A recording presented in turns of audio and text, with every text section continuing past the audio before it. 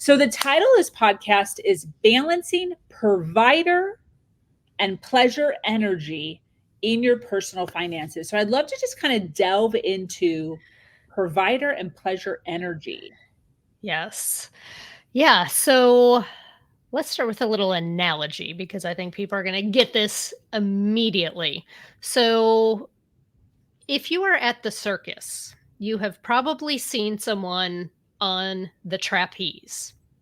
Yes. In order to have a successful experience on the trapeze, you need two pieces of equipment. You need the swing and the net. If you have a swing and no net, that is not fun. That is freaking terrifying. But if you have a safety net and you have no swing, you have completely missed the point entirely. Wow. And so that is really the two energies that are present in our personal finances. The provider money is that safety net. It is that money that makes sure that we are okay, that we are not in panic mode, that our nervous systems are not dysregulated when it comes to money. That swing energy, that is the pleasure energy, right? So if you can even, it's been a while since you've been on a swing, just like think back about being on the playground swing, right?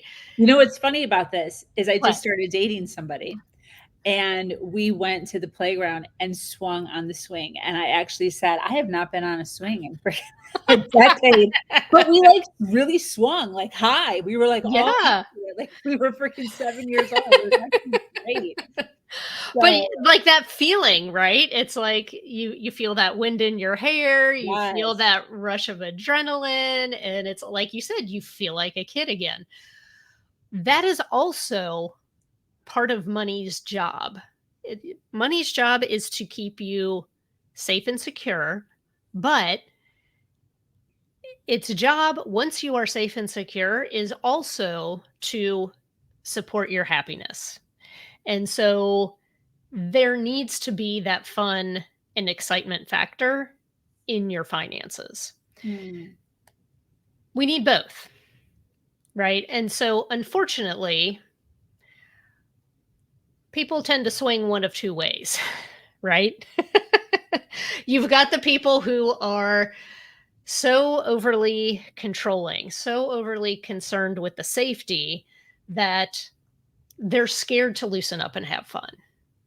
And then you have other people who, as soon as they get a little bit of money, they will go and blow it on something fun while they have big, huge holes in their financial safety net. Neither one of those is healthy. Neither one of those is healthy. And, you know, my story is that, I crashed and burned financially in my 20s despite having an accounting degree. So I had all the head knowledge, and yet I rebelled against that head knowledge. And part of that was because of a dysfunctional relationship to someone who was addicted to the fun. He didn't care about the safety net at all. I cared about the safety net, Yeah. but I also felt emotionally manipulated into giving him what he wanted. Yeah. And so, if you've ever been in a codependent relationship, you've experienced this, right? Like I was the parent, I was the one, you know, trying to catch him from falling out of the sky while he was swinging from the rooftops. And, he didn't really care about the safety net.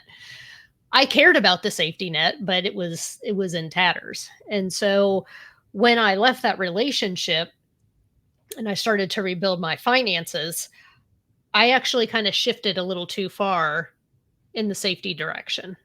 Mm. And part of that was because of the emotional and financial trauma that I had experienced in that 7-year relationship. When you are coming out of a situation where you're not emotionally regulated and you are in survival mode, you need that. And I needed that period of just stabilizing my finances, of rebuilding that safety net. But then there also came a point to where I realized I wasn't letting myself swing. And in fact, it was so funny because it was like the silliest things. I realized I was being cheap with myself over dumb stuff. For example, I have allergies. I live on the edge of the allergy capital of the United States. So Cincinnati is one of the worst places for people with allergies, and I live just south of it. I go through a lot of Kleenex. I was buying the generic Kleenex. I was not allowing myself to have the soft Kleenex or the Puffs Plus with lotion, which is what I really needed. And it's not that that was not gonna break the bank for me, but I had been in survival mode for so long and in rebuilding mode, I was, like, addicted to that discounting mentality, even though I didn't need to be. And so it actually took me a while to let myself loosen up.